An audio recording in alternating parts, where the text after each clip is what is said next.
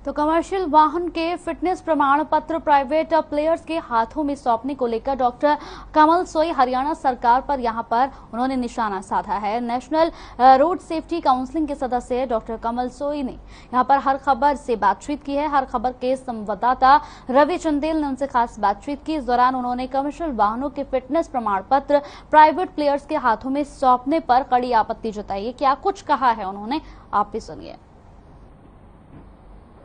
National road safety council के सदस्य doctor कमल सोई ने हरियाणा सरकार द्वारा कमर्शियल वाहनों की फिटनेस टेस्टिंग प्राइवेट प्लेयर्स के हाथों में देने पर कड़ा ऐतराज जताया, साथ ही साथ गंभीर आरोप भी लगाए हैं। इस समय हमारे साथ मौजूद हैं खुद डॉक्टर कमल सोई। सर, क्या कुछ मामला है और किस तरीके से जो है एक बड़ा खुलासा आपने किया कि एक बड़ा लगभग 60 करोड़ रुपए का एक बड़ा स्कैम जो है वो देखने को मिल रहा है, क्या कुछ मामला है? देखिए, क्या होता है कि जो फिटनेस कमर्शियल वाहन है तकरीबन 40% सड़की हादसों का कारण बनते हैं। उनकी वजह से सड़की हादसे लोगों की जान चली जाती है और उनकी जो फिटनेस टेस्टिंग है वो हर साल होना जरूरी है। तो वो टेस्टिंग हमारे मोटर व्हीकल इंस्पेक्टर या आरटीए करते थे।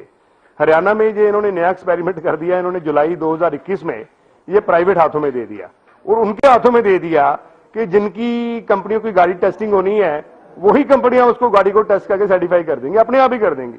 ये नहीं चेक किया कि आपने उनके पास पैराफर्नालिया है, टेक्निकल मैन पावर है या मशीनरी है या नहीं है।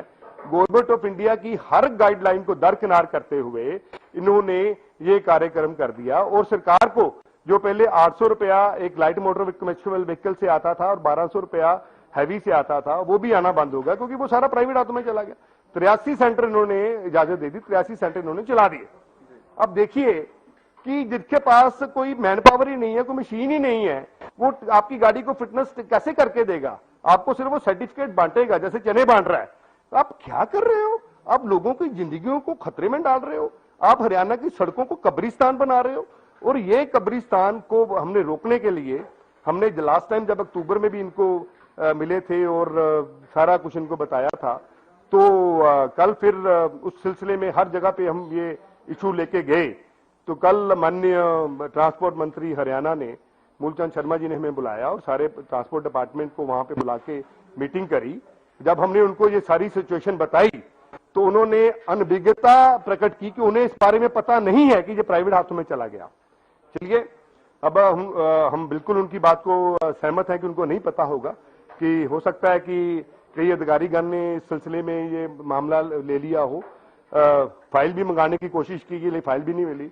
अब मुझे लगता है कि अगर 8.5 लाख गाड़ियां हरियाणा में हैं तो अगर उनकी फिटनेस हुई है पिछले 10 महीनों में, तो मोटा मोटी वो 50-60 करोड़ का जो नुकसान हुआ वो किसके हाथ में गया, ये एक बड़ा इन्वेस्टिगेशन का विषय है। और उसकी वजह से जो गाड़ियां अनफिट गाड़ियां डिक्लेयर करके फिट गाड़ियां बना दी गई, उन सड़कों ने कितनी जाने वो ले गई वो गाड़ियां, उसका भी ये प्रश्न है कि इसका मतलब है कि आप जो चलते फिरते ताबूत को सड़कों पर चलने की इजाजत दे रहे हो।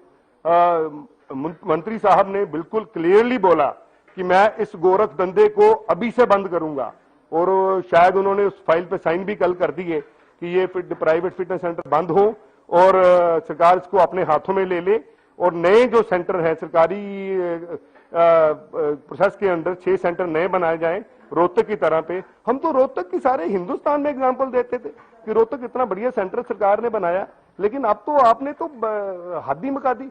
मुख्यमंत्री चाहते हैं कि सरकारी सेंटरों में फिटनेस टेस्टिंग हो क्योंकि ये लोगों की जिंदगियों का मामला है।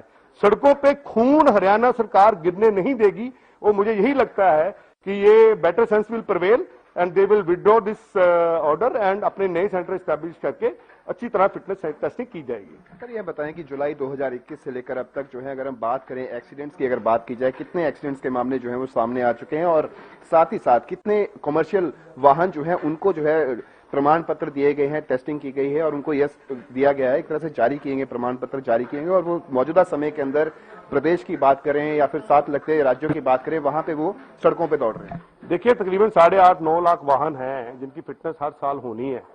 तो कोरोना बीच में ले लो तो कुल मिला के इनकी इतनी 6-7 लाख वाहनों की फिटनेस तो होनी थी। तो 50-60 करोड़ तो फीस सरकार में खाते में आ जानी चाहिए थी। और जितने ही वाहन सड़कों पे घूम रहे हैं, चाहे हरियाणा की सड़कों पे घूम रहे हैं, चाहे पंजाब की, चाहे नेबरिंग स्टेट की सड़कों पे घूम रहे हैं, तो हो सकता है कि अब देखो, ये तो कहना बहुत मुश्किल है कि कितने अनफिट वाहनों को आपने फिट घोषित कर दिया, लेकिन आपने चाहे एक वाहन को भी अनफिट को फिट घोषित किया है तो वो तो चलता फिरता वो एक बॉम्ब एक्सप्लोड कर रहा है ना जी, वो तो एक बॉम्ब की तरह घूम रहा है, वो तो किसी को भी आज नहीं मारेगा, कल मारेगा।